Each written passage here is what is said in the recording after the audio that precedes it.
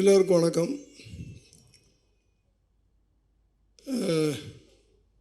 கடந்த 1.5 வருஷத்துக்கு மேலே இருக்குன்னு நினைக்கிறேன்.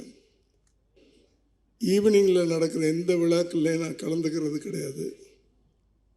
எக்ஸப்ட் இப்போ சமீபத்தில் நடந்த கலைஞர் 100 அதில் கூட 7:45 போயிட்டேன். நான் காரணம் கலந்துக்கக்கூடாது அப்படின்றதில்ல, கலந்துக்கக்கூடிய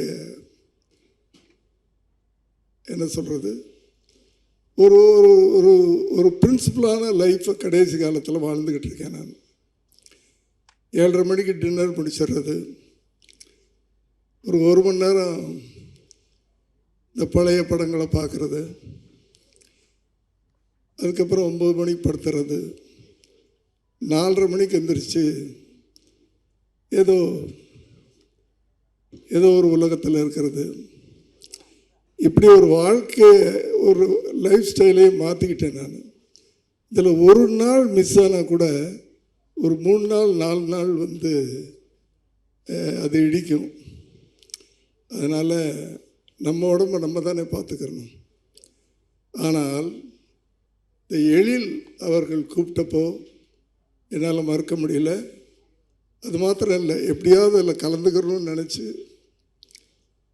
ஒரு ஷூட்டிங்கில் இருந்தேன். அது 6 மணிக்கெலாம் முடிக்க சொல்லிவிட்டு வீட்டுக்கு போய் குளிச்சுட்டு ஓடியாரேன்.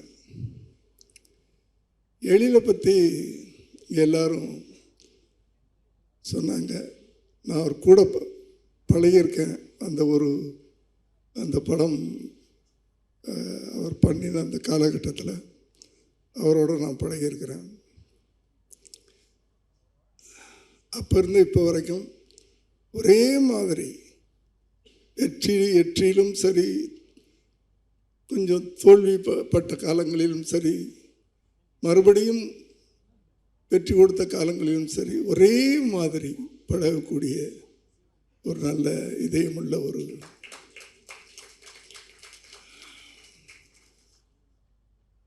ஒரு திரைப்படம் ஒரு வெற்றி பெறுது அப்படின்னு சொன்னால்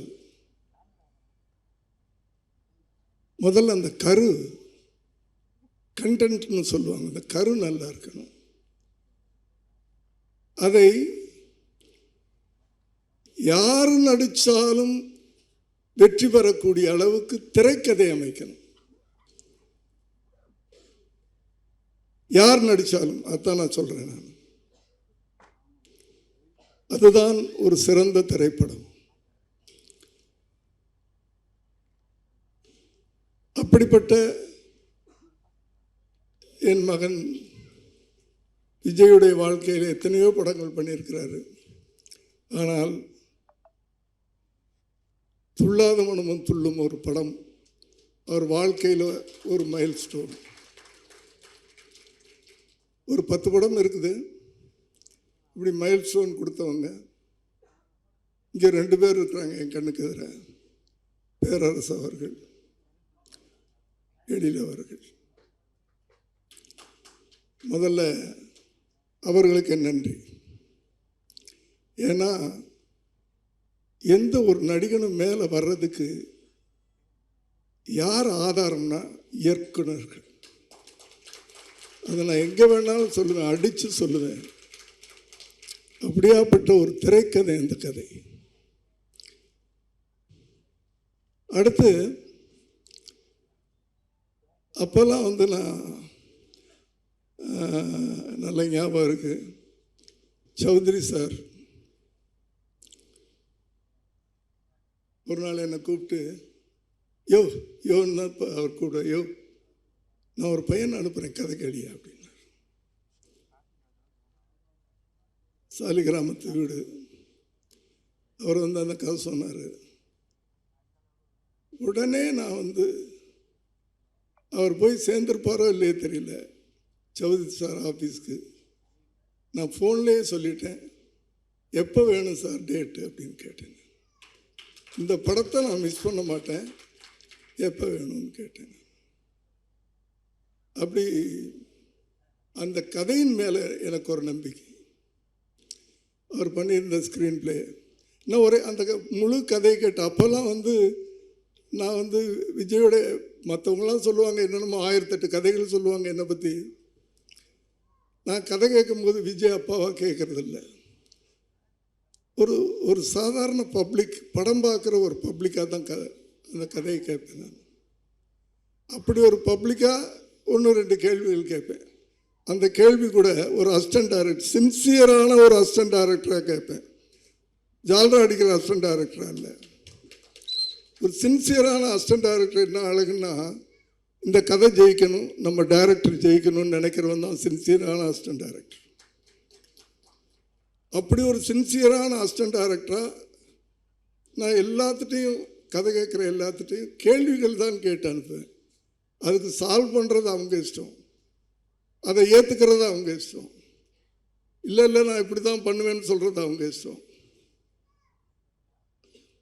அப்படி அதையெல்லாம் ரொம்ப ஈஸியாக எடுத்துக்கிட்டு படம் பார்க்கும்போது இந்த கேள்வியெல்லாம் கேட்டோமே, படத்தில் இல்லையே, அப்போ அதை உள்வாங்கியிருக்காருன்னு அர்த்தம்.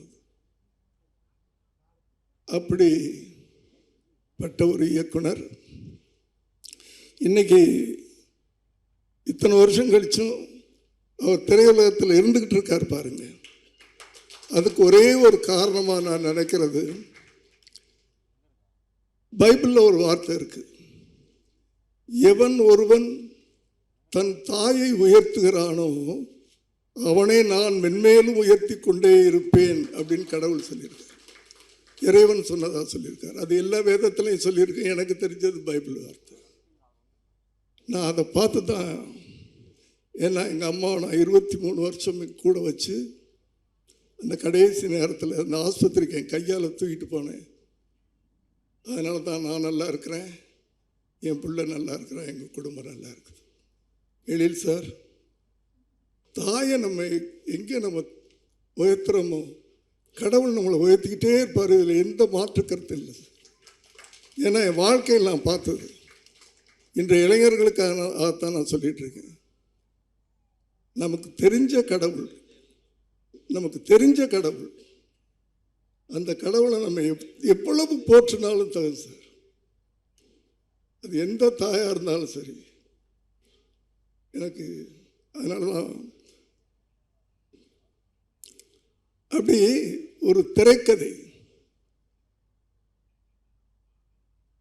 தப்பாக எடுத்துக்காதீங்க, நம்ம மேடையில் எதையாவது சொல்லிடுவேன்.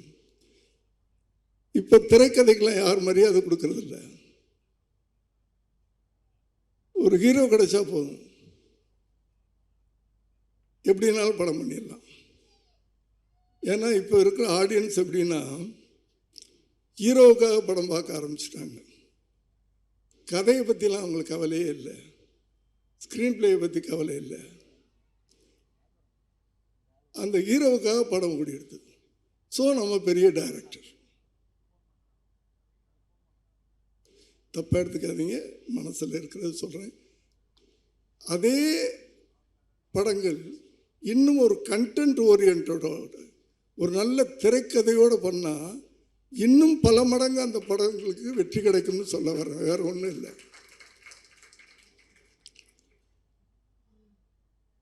சமீபத்தில் ஒரு படம் பார்த்துட்டு ஃபோன் பண்ணி அவரை பாராட்டுறேன் பாருங்கள், first of super sir. Sir ஒரு படம் எப்படி பண்ணணும்னு உங்கள்கிட்ட இருந்தால் சார் கற்றுக்கணும் அப்படின்லாம் சொல்லிகிட்டு இருக்கேன். அதெல்லாம் கேட்டுக்கிட்டு இருக்காரு. செகண்ட் ஹாஃப் கொஞ்சம் சரியில்லை சார் அப்படின்னு சொன்னால், சார் நான் சாப்பிட்டுக்கிட்டு இருக்கேன் அப்படின்னாரு. அது வரைக்கும் கேட்டுட்டு இருந்தவர் நான் சாப்பிட்டுட்டு இருக்கேன்னு சொல்லலை, செகண்ட் ஹாஃப் ஒரு மாதிரி இருக்குது சார், இவ்வளோக்கு 5 நாளைக்கு முன்னாலே அந்த ஃபஸ்ட் காப்பி பார்க்குறேன் சார். இப்படி இந்த மதங்களில் இந்த நம்பிக்கையெல்லாம் கிடையாது சார். அதுவும் ஒரு தகப்பனே தன் பிள்ளைய இது பண்ணுறதுலாம் அப்படி சார், நான் சாப்பிட்டுட்டு இருக்கேன், அப்புறமா கூப்பிட்றேன் சார் அப்படின்னு கட் பண்ணிட்டார். அப்புறம் கூப்பிடவே இல்லை. ஆனால் படம் ரிலீஸ்க்கு பிறகு எல்லாரும் வச்சு செஞ்சாங்க. எதுக்கு சொல்கிறேன்னா, இந்த நம்ம சொல்கிறத ஃபீட்பேக் அவங்க எடுத்துக்கிட்டு அதை மாற்றி இருக்கலாம். அதுக்கு டைம் இருக்குது, 5 நாள் டைம் இருக்குது. அத்தனை விமர்சனங்களும் நான் சொன்னதை சொல்லியது இந்த படத்தில். அதுக்கு சொல்ல வந்தேன் நான். அவங்களுக்கெல்லாம் இந்த விமர்சனங்களை தாங்கிக்கிற தைரியம் இல்லை, பக்குவம் இல்லை.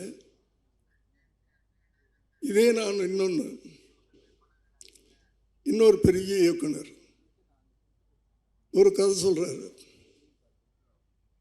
கதை சொல்லி முடித்த உடனே அவரை எந்திரிச்சு கட்டி பிடிச்சிக்கிட்டேன் நான். இங்கே வந்திருக்காரா? துப்பாக்கி டைரக்டர். கட்டி பிடிச்சிக்கிட்டேன் நான். ஆனால் கடைசியில் அதே மாதிரி ஒரு அசிஸ்டன்ட் டைரக்டராக ஒரு கேள்வி கேட்டேன். சார் கேட்கலாமா அப்படின்னு கேட்டேன். கேளுங்க சார் அப்படின்னு. இந்த படமே ஸ்லீப்பர் செல்ஸ் அப்படின்னு சொல்லி படம் பண்ணுறீங்க. எனக்கு தெரியும் சார் ஸ்லீப்பர் செல்ஸ்னால் யாருன்னு, பப்ளிக்கு தெரியுமா அப்படின்னு கேட்டேன். கேட்டுட்டு விட்டுட்டேன் அதோட. பட் படம் பார்க்கும்போது அதுக்குன்னு ஒரு சீன் வச்சுருந்தார். செகண்ட் ஹாஃபில் அந்த ராஜீவ் காந்தியுடைய கொலை வழக்கை விசாரித்த ஐஎஸ் ஆஃபீஸர், அவரை வச்சு ஒரு படம் பண்ணியிருந்தார். ஓஹோ, இவ்வளோ பெரிய டைரக்டர் கூட நம்ம சொன்னதை மைண்டில் வச்சுக்கிட்டு எனக்கு பதில் சொல்லாமல் திரைப்படத்தில் பதில் சொல்லியிருக்கார். அவருடைய பக்குவம் அது, அவருடைய பக்குவம். அதனால தான் இன்றைக்கு வரைக்கும் ஜெயிச்சுக்கிட்டே இருக்கார். அதை போல் வருகின்ற இளைஞர்களுக்கு இந்த இடத்துல நான் சொல்கிறது எனக்கு தகுதி இருக்கின்ற நம்பிக்கையில் நான் சொல்கிறேன். ஒரு அப்பன் ஸ்தானத்தில் இல்லை ஒரு அண்ணன் ஸ்தானத்தில் வருகின்ற இளைஞர்கள் ஒரு கண்டென்ட்டோட வாங்க. அடுத்தது உங்களுக்கு ஒரு பொறுப்புணர்ச்சி இருக்குது. ஒரு பொறுப்புணர்வுன்னு சொல்கிறோம்ல, அந்த காலத்தில் ஒரு ரைட்டர் இருந்தார், திரைக்கதை ஒருத்தர் எழுதுவார், டைரக்டர் ஒருத்தர். இப்போ எல்லாமே நம்ம பண்ணுறோம். இப்போது ஒரு எழுத்தாளன், ஒரு இயக்குனர்னா ஒரு நல்ல கண்டென்ட் போய் சேரணும். அந்த காலத்தில் ஒரு 10 தலையை வெற்றவனை வில்லன்னு சொல்லுவோம். இன்னைக்கு அதே காரியத்தை ஹீரோ பண்ண வைக்கிறீங்க. இது எப்படின்னு எனக்கு புரியல. இதை நம்ம கொண்டாடுறோம். இது எப்படி சினிமான்னு ஏற்றுக்கிறோம்? நம்ம என்ன மெசேஜ் இளைஞர்களுக்கு சொல்கிற? நீயும் கத்தி எடுத்துகிட்டு 10 பேரை வெட்டுனா? ஏன்னா இன்னைக்கு என்ற இளைஞர்கள்லாம் எப்படின்னா, ஹீரோ எந்த மாதிரி சட்டை போட்டுக்கிறாரோ அந்த மாதிரி சட்டை வாங்கிக்கிறாங்க, எந்த மாதிரி ஹேர் ஸ்டைல் வச்சுக்கிறாரோ அந்த மாதிரி ஹேர் ஸ்டைல் வச்சுக்கிறாங்க. ஹீரோ ஃபாலோ பண்ணுறாங்க. அதனால் தயவுசெய்து உங்கள் காலை தொட்டு கும்பிட்டு கேட்டுக்கிறேன், நல்ல விஷயங்களை படங்களில் சொல்லுங்கள். ஏதாவது நல்ல மெசேஜ் இருக்கட்டும். 2.5 மணி நேரம் படம் பண்ணுறோம், 3 மணி நேரம் இப்போல்லாம் பண்ணுறீங்க. 3 நிமிஷம் நல்ல விஷயத்த சொல்லுங்கள் தயவு பண்ணி ப்ளீஸ். இதை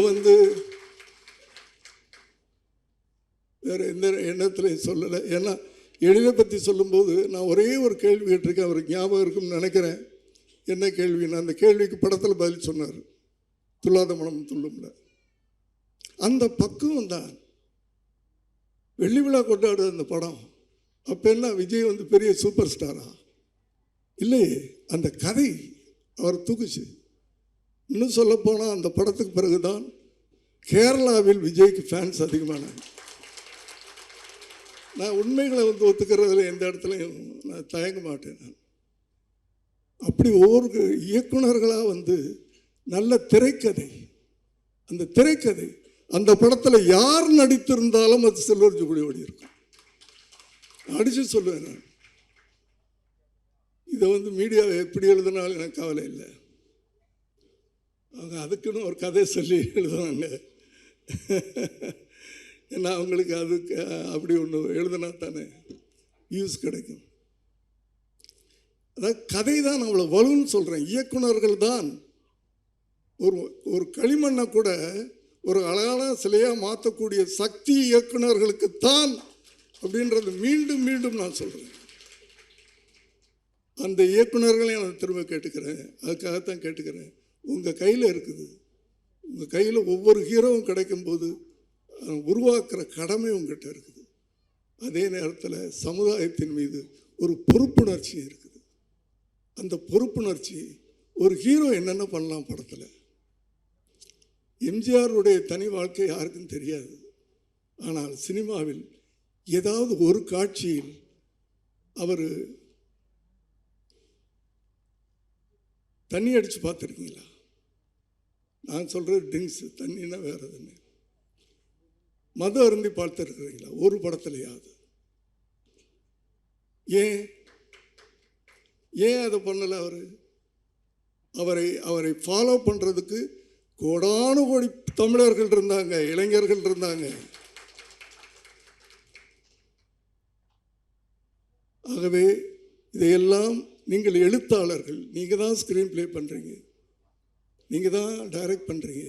தயவு செய்து இளைஞர்களை உருவாக்குகின்ற ஒரு சமூகத்தின் மீது அக்கறை உள்ள, மக்களின் மீது அன்பு கொள்ளக்கூடிய ஒரு இளைஞர்களை உருவாக்கணும்னா நீங்கள் இந்த ஹீரோக்களை அப்படி உருவாக்கணும். எங்கேயோ போயிட்டேன், சாரி. எழில் அவர்கள் இந்த படமும் ஒரு துள்ளாத மொழி, ஏன்னா இடையில் நிறையா அவர் ஹியூமருக்கு வந்தார். ஹியூமர் தான் அப்படின்றது எனக்கு அது ஹியூமராக இருக்கட்டும், சென்டிமெண்ட்டாக இருக்கட்டும், அது ஆக்ஷனாக இருக்கட்டும், எதுவாக இருந்தாலும் ஒழுங்கான ஸ்க்ரீன் ப்ளே பண்ணால் அந்த படம் ஜெயிக்கும். காமெடி தான் ஜெயிக்கும், சென்டிமெண்ட் தான் ஜெயிக்கும், அதெல்லாம் எனக்கு தெரியாது. நீ அந்த 2.5 மணி நேரம் ஆடியன்ஸை அங்கேயும் இங்கேயும் திரும்ப விடாமல் நீ ஸ்க்ரீன் ப்ளே இருந்ததுனால் இன்றைக்கி எத்தனை படங்கள், சின்ன படங்கள் சமீபத்தில் அப்படி அதில் என்ன பெரிய ஸ்டார் இருந்தாங்களா? அதனால் திரைக்கதை தான். இன்றைக்கி எதை நம்பி ஒரு படம் எடுக்கிறாரு? ஒரு பெரிய ஸ்டார் இல்லை இருந்தாலும் ஒரு நல்ல நடிகரை வச்சு படம் எடுக்கிறார். விமல் அவர்கள், அது சொல்ல மறந்துட்டேன். விமல் அவர்கள் ஆரம்பகால படங்கள்லாம் நல்ல படங்கள் பண்ணிக்கிட்டு இருந்தார். இடையில அது சினிமா அப்படி தான் மேலே கீழே. சமீபத்தில் ஓடிடியில் ஒரு படம் பார்த்தேன், விலங்கு வெப்சீரிஸ் பார்த்தேன். என்னடா இவ்வளோ பெரிய நடிகனை சினிமா விட்டு வச்சுருக்கேன், எப்படா அந்த நடிகனை விட்டாங்க அவங்க? இவ்வளவு இயற்கையா, இவ்வளவு சாதாரணமா ஒரு கதையை எழுத்துட்டு போகிறாரு. இவ்வளோ பெரிய நடிகனை நானே ஏண்டா விட்டு வச்சேன் இத்தனை வருஷமா அப்படின்னு நான் ஃபீல் பண்ணேன். அப்படி ஒரு நல்ல நடிகனை வச்சு படம் பண்ணியிருக்கிறீங்க. நிச்சயமாக அந்த படம் உங்களுக்கும் சரி, அதில் சம்பந்தப்பட்ட அனைவருக்கும் சரி, ஒரு பெரிய வெற்றியை கொடுக்க வேண்டும் என்று எல்லாம் வல்ல இறைவனை வேண்டி விரும்பி கேட்டுக்கொள்கிறேன். நன்றி, வணக்கம். கொஞ்சம் டைம் எடுத்துக்கிட்டேன், ஐ ஆம் சாரி.